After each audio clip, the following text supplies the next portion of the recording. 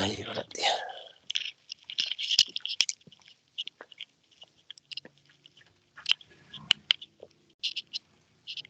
Dame unos minutos, te hablo ahorita. 10 minutitos, ¿ya?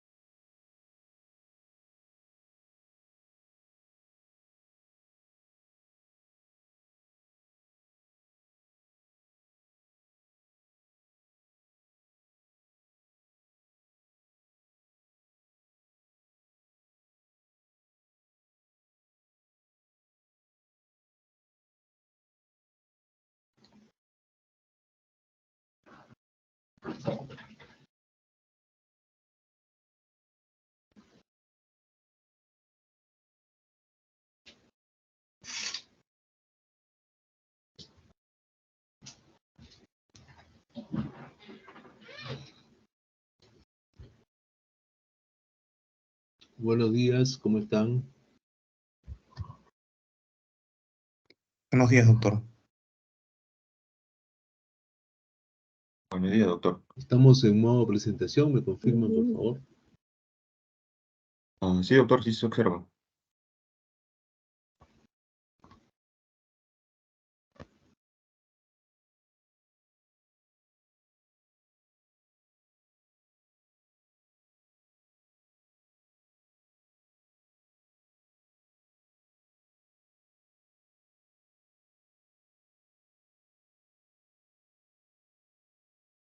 Ok.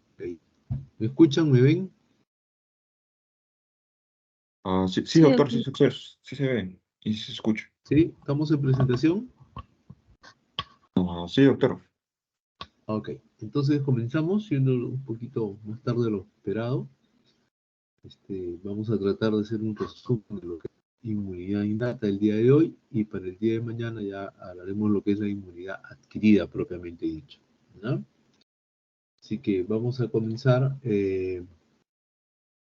diciendo pues que la inmunología, pues su primer hito es marcado por este señor, Edward Jenner, quien es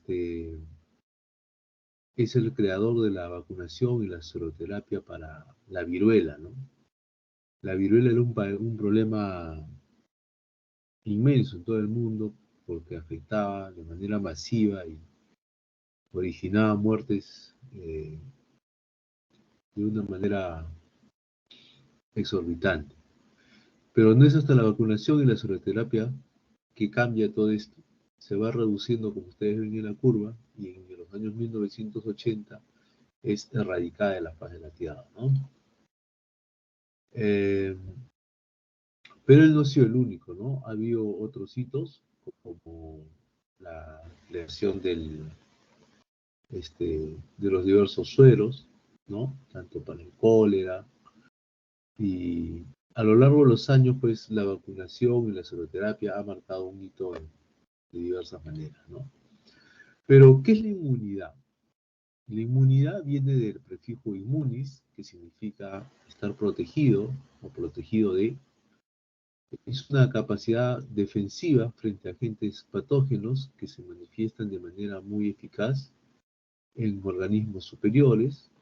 Está constituido por un complejo sistema de biomoléculas y células capaces de neutralizar y o destruir agentes patógenos, y basa su principio de acción en distinguir aquello que no es reconocido como propio.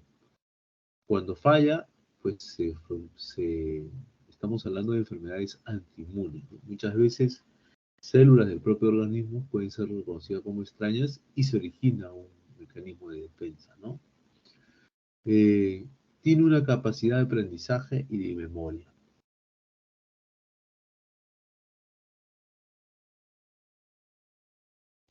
El sistema inmunitario son células y factores humorales responsables de defendernos. Su principal función es mantener la integridad antigénica del organismo y destruye a toda célula no identificada como propia.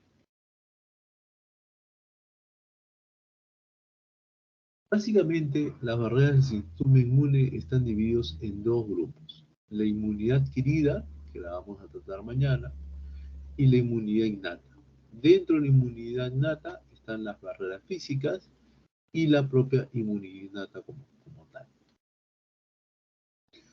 Entonces, la inmunidad innata está constituida por unas barreras físicas, como pueden ser la piel, las mucosas, el epitelio ciliado, moco, etc.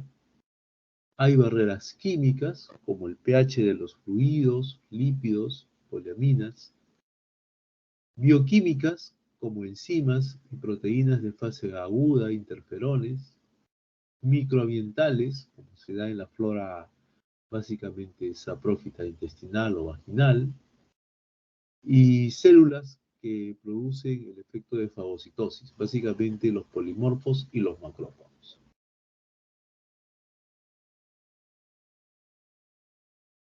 ¿Qué características tiene esta inmunidad innata? Es no específica, o sea, de amplio espectro, no aumenta con la exposición sucesiva y tiene una respuesta casi inmediata.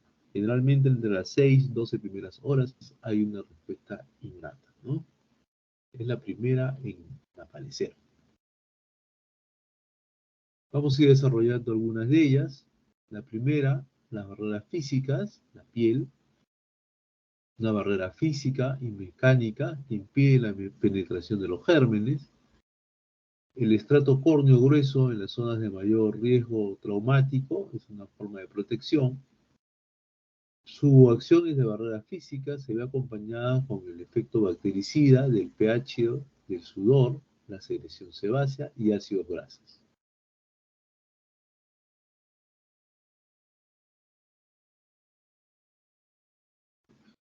Dentro de las barreras físicas tenemos las mucosas, el epitelio ciliado y bronquial, secreciones mucosas, que gracias a sus adherencias atrapa bacterias, esporas y otros elementos particulados. El epitelio ciliar, que con un movimiento rítmico produce un efecto de barrido y expulsión hacia la parte alta de las vías respiratorias. Entonces, estos dos mecanismos, tanto del epitelio celular como la secreción mucosa, se ve en la parte aparato respiratorio principalmente, ¿no?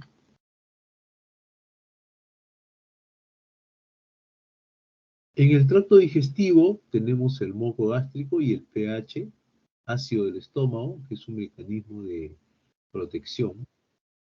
Son enzimas proteolíticas, pancreáticas, tienen una acción bactericida de las sales biliares sobre determinados patógenos. También tenemos algunas lisoenzimas, la muramidasa, que está presente en múltiples secreciones, como la lágrima, la saliva, gránulos citoplasmáticos de neutrófilo y monocitos. Destruye al proteoglicano de la pared bacteriana, actúa a nivel también de la unión N-acetilglucosamida, ácido N-acetilmurámico, destruyendo a la bacteria de esa manera.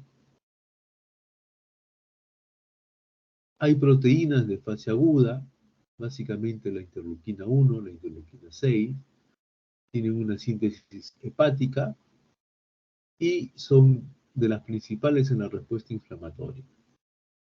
También se incluye a la proteína C reactiva, al amiloide sérico, amitripticina, aloptina, fibrinógeno y varios componentes del sistema de complemento y cerebroplasmina.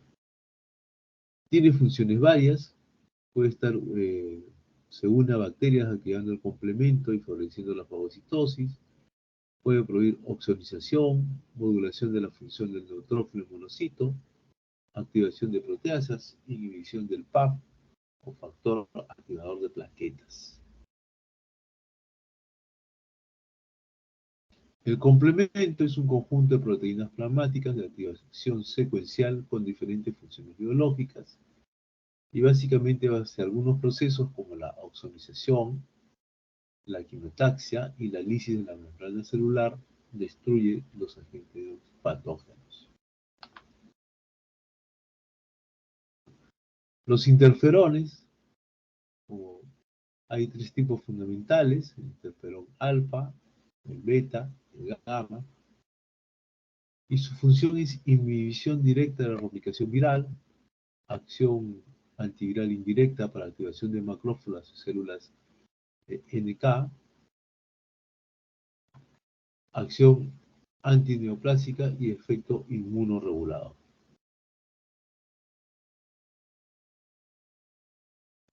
También se nos había pasado a hablar sobre las barreras microambientales, básicamente bacterias comensales. Esto se puede ver en la flora saprófita, que comienza con patógenos a través de la secreción y modificación del pH, ¿no? Básicamente estamos hablando del pH vaginal, del bacilo de Doverley en la vagina, que cuando está presente, pues permite que no haya infecciones a repetición. El uso de antibióticos de manera indiscriminada puede disminuir o arrasar a este bacilo, y es donde se producen muchas infecciones del tracto urinario. Entonces, los componentes celulares de la inmunidad innata principalmente están dados por los macrófagos, el neutrófilo, las células NK, los eosinófilos, los basófilos y las células dendríticas.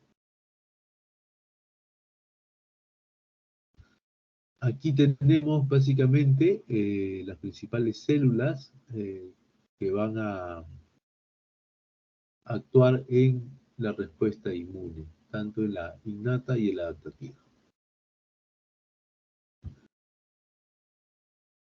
Las células implicadas en la respuesta innata básicamente hay una célula de estirpe mieloide, como son los granulocitos, tanto los eosinófilos, neutrófilos y basófilos, los monocitos o macrófagos, ¿no? Los mastocitos o células cebadas, y células de estirpe linfoide con las células NK, natural killer, ¿no? ¿Qué podemos decir los polimorfos? Tienen una producción en la médula ósea, tienen una vida media corta, de 2 a 3 días, y están en el 60-80% en los leucocitos sanguíneos. Son capaces de adherirse al endotelo vascular, atravesarlo. Las formas más maduras tienen un núcleo multilobulado y diversos gránulos citoplasmáticos. Se clasifican según división histológica de los gránulos: colorantes neutróficos, eosina, neutrófilos, basófilos y eosinófilos.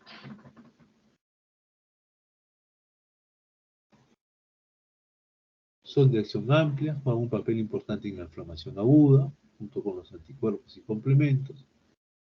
Es la primera célula que llega al lugar de infección. Eso es muy importante, ¿no? Los polimorfos siempre son la primera célula de defensa. Guiados por sus receptores, intentan cambios sutiles de concentración de moléculas microbianas y alcanzan y se acumulan en el lugar de la infección, la quimiotaxis. Fagocitan a los microorganismos y los destruyen por mecanismos oxidativos y enzimáticos. El monocito, que se convierte en macrófagos o células presentadoras de antígeno, el 75% de los monocitos sanguíneos están adheridos al endotelio, pero al abandonar la circulación se convierten en macrófagos tisulares residentes. Su membrana existe moléculas de adhesión e interacción con el endotelio vascular para su migración.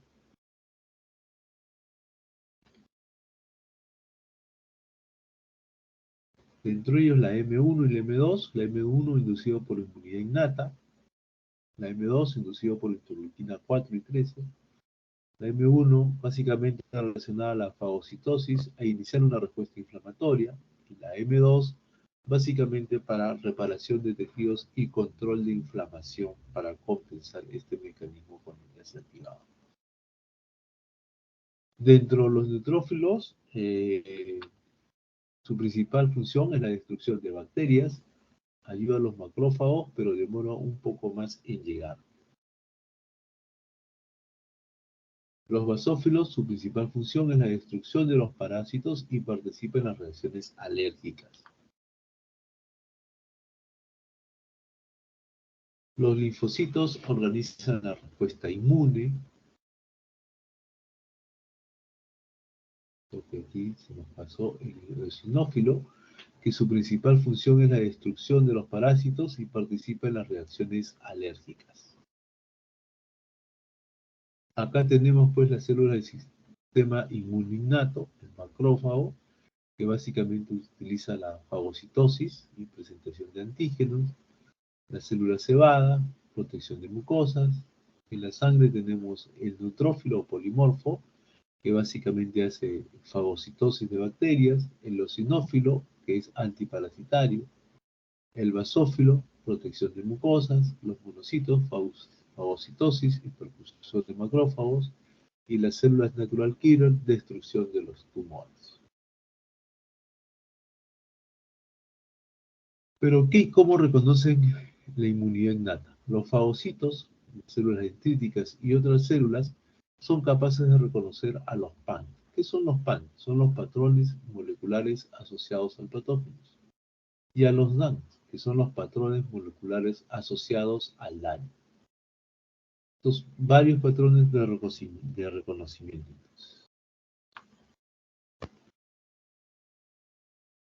Estos patrones pueden ser solubles o estar asociados a membranas. El principal de todos los que estamos presentando acá es el TLR.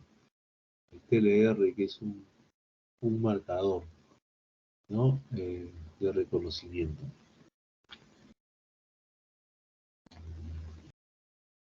Dentro de estos receptores, los más importantes, como le decía, es el TRL. Se localiza en la membrana plasmática y endosomas, y gracias a ello se puede reconocer los microbios intracelulares y dirigirlos como respuesta al reconocimiento de antígenos para liberar el factor de necrosis tumoral alfa. Los NOT están formados por un conjunto de proteínas citoplasmáticas que conforman un polímero denominado inflamosoma y reconoce a los productos de células muertas y otros productos microbianos.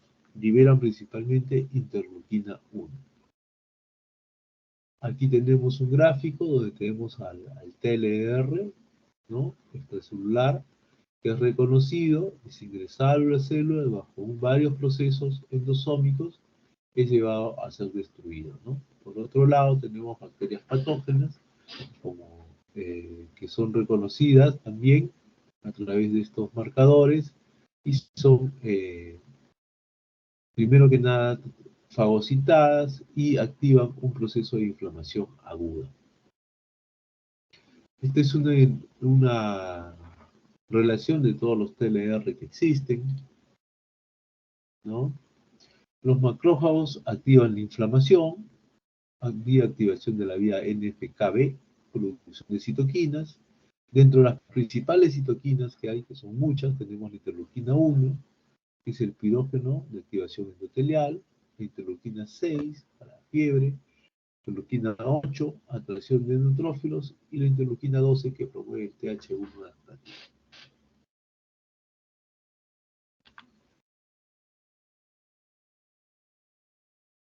Acá vemos cómo los macrófagos hacen un proceso de fagocitosis, ingresan a la bacteria por acción de lisoenzimas, defensinas y enzimas hidrolíticas, lo destruyen para su posterior excreción.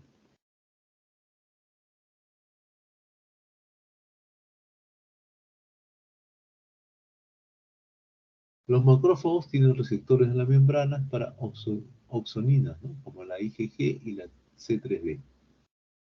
Los fagocitosis se multiplican más o menos a 4000 veces una vez que han detectado un agente dentro del organismo. Es decir, que están circulando como vigilantes, pero una vez que se activan, se multiplican rápidamente y van al sitio que se requiere. La extravasación de los leucocitos se da por varios pasos: el rodamiento, la adhesión firme, con la básicamente de unión al ICAP y al BICAP, la transmigración de diaperesis, el PCAP, y la migración. Las células natural killer son linfocitos grandes, granulados, con gránulos característicos, no fagocíticas, no adherentes, diferente de linfocitos T citotóxicos, ¿no? Es una estirpe celular no conocida y es un grupo celular heterogéneo. Ya tenemos cómo actúan básicamente los principales células natural killer, CD16, el CD56, linfocitos que son parte de la inmunidad innata, tiene una acción vigilante, el CDR16, el receptor, destruye todas las células infectadas por virus.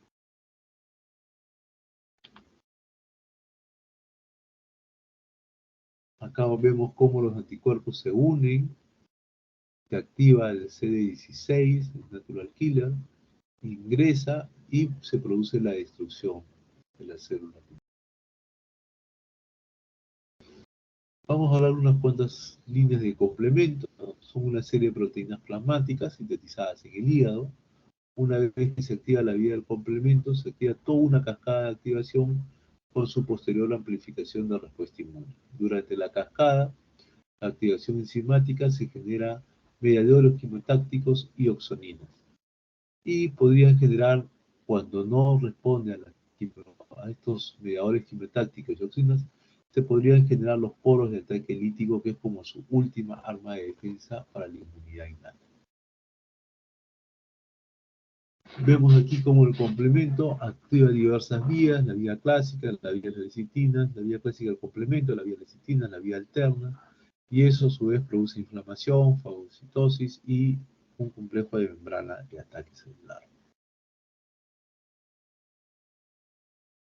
La vía clásica es la primera en descubrirse, se le conoció como proteína C, es un número, un fragmento pequeño, C2A, y un fragmento grande, C2B, a excepción del C2.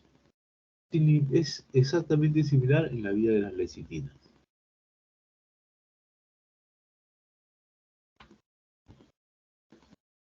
La C1K es la proteína de reconocimiento, ¿no? C1R y CR1S es la que va a reconocer a la gente y se va a adherir a él.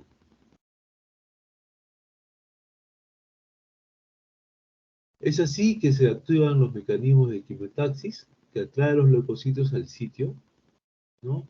La oxonización es la marcación del macrófago para los macrófagos lo ataquen, es decir, deja una marca donde todos los macrófagos van a llegar a atacar. Y finalmente, cuando no ha podido ser destruido de esa manera, se activa el complejo lítico o poro de ataque lítico, que es una proteína que se inserta en la pared del microbio, que permite el ingreso de agua de manera indiscriminada hasta que estalle la célula. Aquí tenemos lo que hemos hablado, como el complemento se va uniendo, reconoce primero, va formando sus diversas uniones, ¿no? Para posteriormente introducir y fagocitar al agente que nos está atacando. Esta es la cascada del complemento del C3 convertasas. Básicamente sale dos brazos, C3A, quimiotaxis, C3B, oxonización, y así sucesivamente por varios mecanismos, C3, C5, se repite esta acción para tratar de destruir los agentes que nos han invadido. Cuando no ha respondido, se conforma un complejo grande, que es el C3B, C5B, C6, C7, C8, C9, que es conocido como el poro de ataque lítico. Esta es la última arma de ataque que tiene la vía del complemento para destruir un patógeno. Aquí tenemos lo mismo, como se va conformando este poro de ataque lítico, se une a la proteína, se ingresa, y una vez que ha ingresado a este agente patógeno, permite el ingreso de agua para destruir al agente patógeno. Y tenemos más de lo mismo, cómo se va conformando este complejo, los diversos pasos, hasta por formar el complejo, se forma una especie de buzón para que ingrese todo el agua y el sodio para destruir esta célula.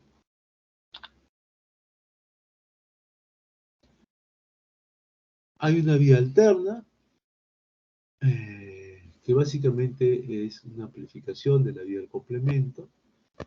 Tiene una activación espontánea una vez que se ha activado el complemento. Y básicamente lo que hace es hidrólisis también, ¿no? También activa una C3 convertasa, igual que en la vía del complemento, pero esto es en la vía de las lecitinas, y con mecanismos similares te va llevando a la destrucción del antígeno patógeno, ¿no?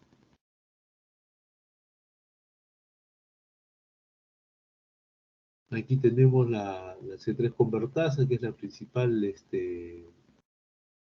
enzima de complemento que activa toda la región. Puta, qué rico.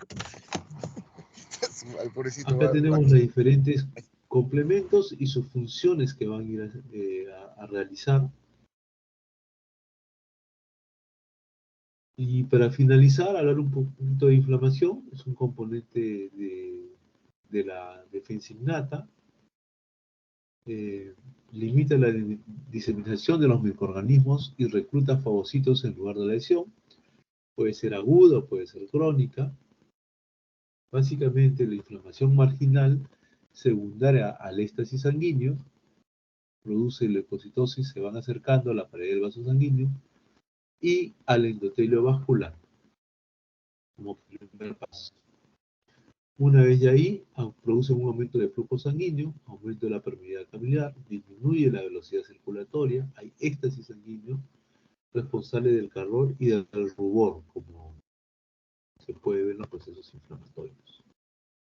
El primer paso para iniciar la inflamación es el rodamiento a través del factor de necrosis tumoral alfa, la interleuquina 1, que estimulan a la selectina y que son capaces de ligarse a la glucoproteína hacia Lewis, expresada en la superficie del leucocito, y son uniones laxas de baja afinidad por la cual rueda por un endotelio vascular hasta penetrar a la célula.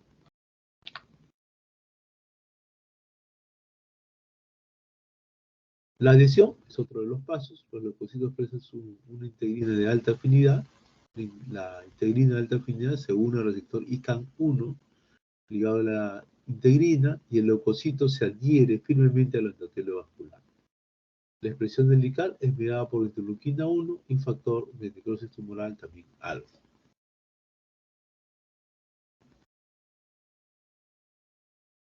La migración, uno de los últimos pasos de la inflamación. Los leucocitos son atraídos por quimosinas y factores tumiotácticos. Los leucocitos liberan colagenasa para atravesar el endotelio vascular. Este proceso es también llamado transmigración o diapedesis. Este es un resumen de todos los pasos que se dan en la inflamación, tanto la migración, la rodación, la adhesión, la diapedesis y la migración. Bueno, eso es lo que les he traído sobre inmunidad innata. Quedaría pendiente para el día de mañana inmunidad adquirida. ¿Hay alguna pregunta, comentario?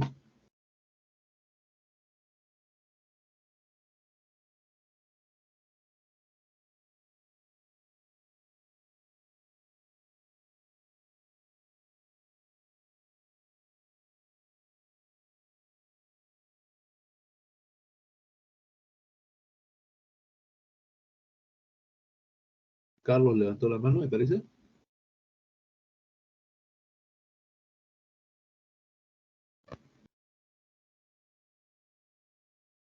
Ok, si no hay preguntas, quedamos para mañana. Tratamos de comenzar 8:15 de la mañana, si es posible 8:10, para terminar golpe de 9. Listo, a la delegada le envío la presentación por el correo.